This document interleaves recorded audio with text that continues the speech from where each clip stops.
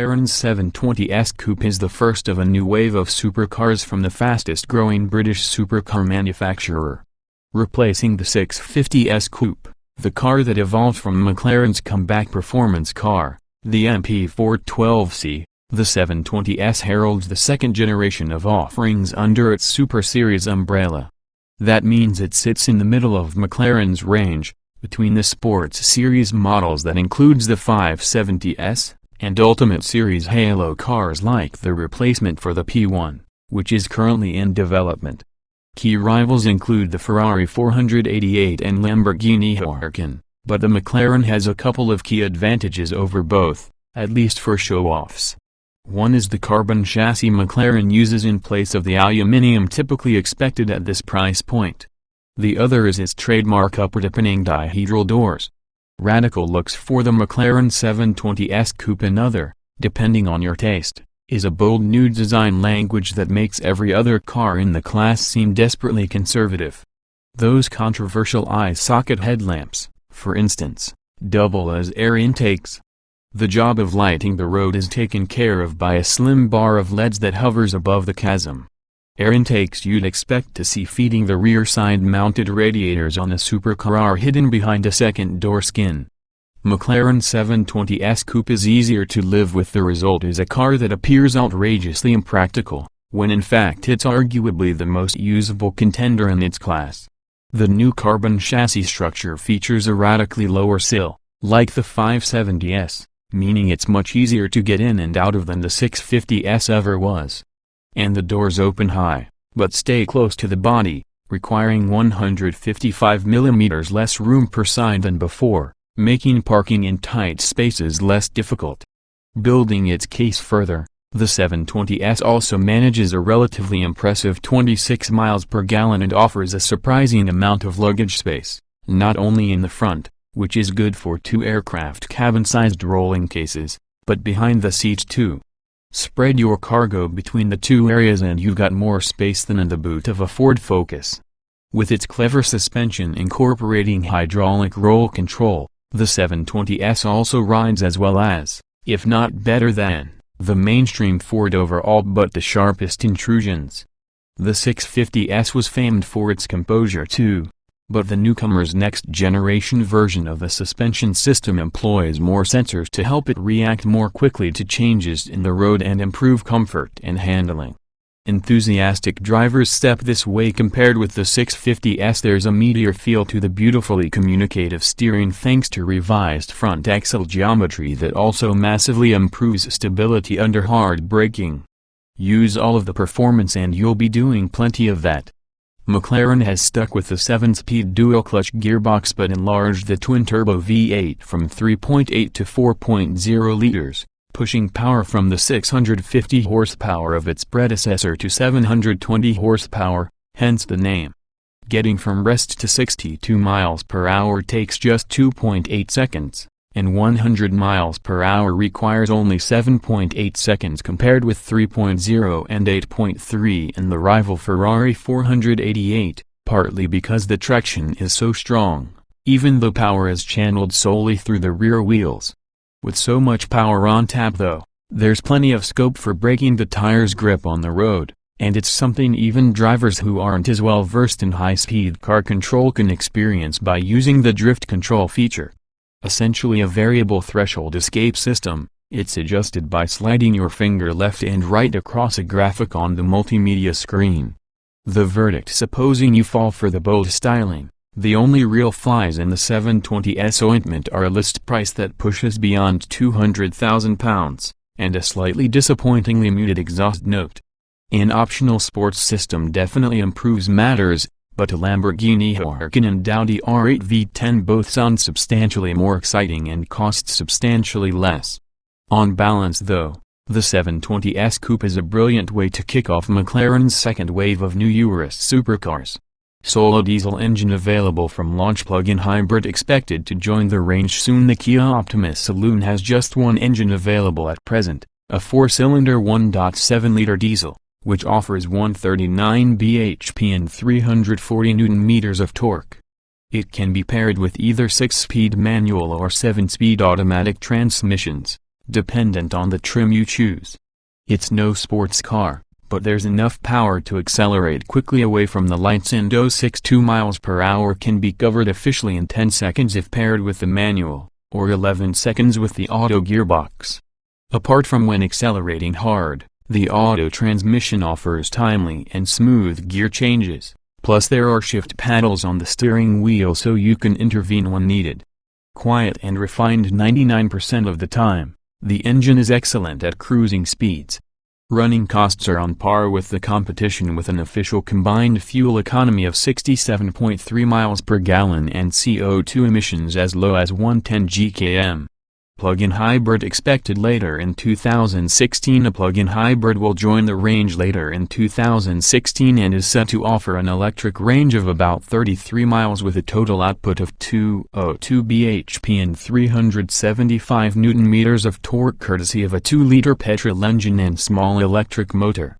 Emitting just 37 GkM, the Optima plug-in is likely to appeal to company car drivers especially. Official combined fuel economy is set at 166 miles per gallon, although this should be taken with a pinch of salt as it depends on how much you can use the electric range. Composed and easy to drive, the Kia Optima saloon is impressively smooth and refined on long stretches of road, while around town it's simple to maneuver and control. Excellent ride quality makes the Optima an ideal motorway companion. But take the car onto a country lane and its flaws are exposed. The steering is too light and lacks any real feel, and the car can feel clumsy in the corners if taken at speed. That said, grip is sufficient for everyday driving, and the suspension does an excellent job of soaking up potholes and bumps in the road. You've got a choice of two different driving modes, Eco and Sport, which claim to subtly alter the throttle and steering of the car, although you'll struggle to notice any real change on the road. Functional and high-quality interior, lots of buttons but easy to navigate around. Slip behind the wheel of the new Kia Optima saloon and you'll be greeted by a high-quality, functional interior. You'll be hard-pushed to find any cheap plastics here, something which was a key focus in the making of the new car. It's not the most exciting place to be, but what it lacks in creative flair, the Optima makes up for in refinement and comfort. The center console is busy with various buttons and controls, especially if you opt for higher trimmed cars, but it's easy enough to navigate around once you've had time to familiarize yourself with the cabin. Finding a comfortable driving position is easy too, thanks to the large and supportive seats on offer, and the touchscreen system is intuitive to use, although the resolution is not the best we've seen. We're big fans of the modern 4.2-inch screen on the instrument panel found on 3 and 4 models. Excellent suspension soaks up potholes and bumps. Lots of interior features help make life easier. The ride quality in the new Kia Optima saloon is excellent, and the suspension does a superb job of soaking up all the potholes and bumps littered across UK roads. There's plenty of space for all passengers to stretch out over longer journeys too, and the front seats are supportive and it's easy to find a good driving position.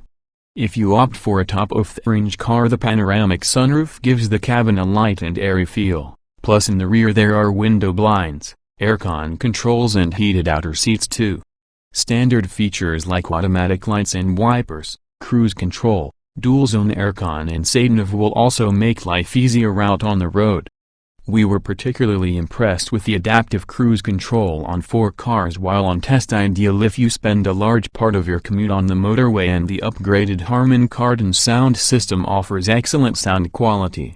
Entry-level cars come generously equipped. Top-trimmed cars offer lots of safety kit, heated seats and steering wheel. Standard on mid-range cars, there's a generous level of equipment available in the new Kia Optima saloon.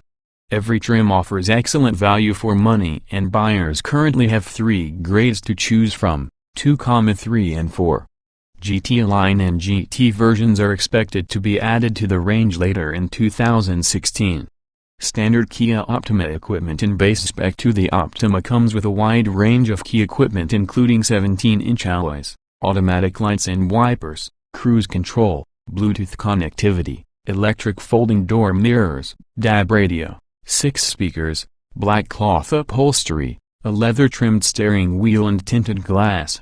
Also available are a number of features rarely seen on entry-level cars in this class, including dual-zone aircon, front and rear parking sensors, a reversing camera and a 7-inch touchscreen system with sat-nav including live traffic and weather updates and speed camera alerts. Moving up to 3 trim upgrades the alloys to 18-inch, the touchscreen system is also an inch bigger, plus you get heated front seats, a heated steering wheel, LED rear lights, a lane keeping assist system, chrome finishings throughout the cabin and faux leather seats. If you like your music, then you'll be pleased to hear that the sound system is also upgraded to a Harman Kardon unit that includes 10 speakers, a 590-watt amp and a subwoofer.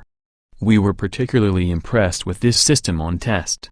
For the ultimate in luxury, top-of-the-range cars come equipped with a panoramic sunroof, adaptive cruise control, full black leather upholstery, electronic seats, keyless entry and start, and a wireless phone charger.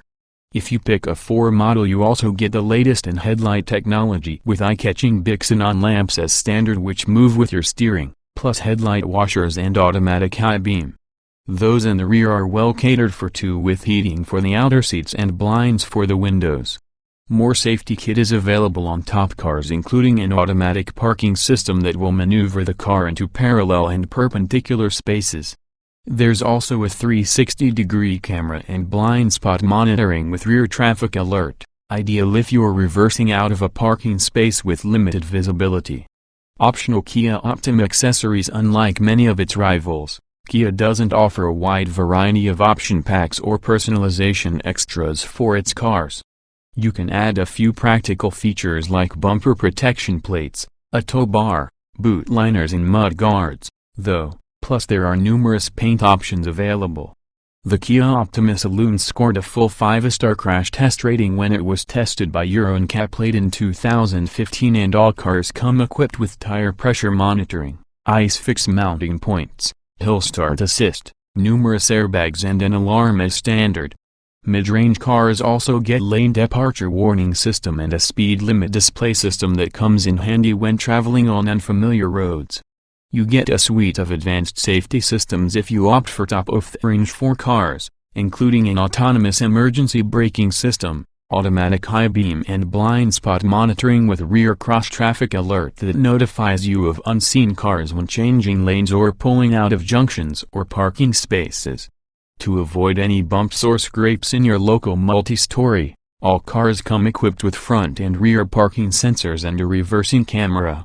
Only top-of-the-range cars are installed with a system to park the car for you into parallel and perpendicular spaces, though, and 4 cars also come equipped with a 360-degree around-view camera.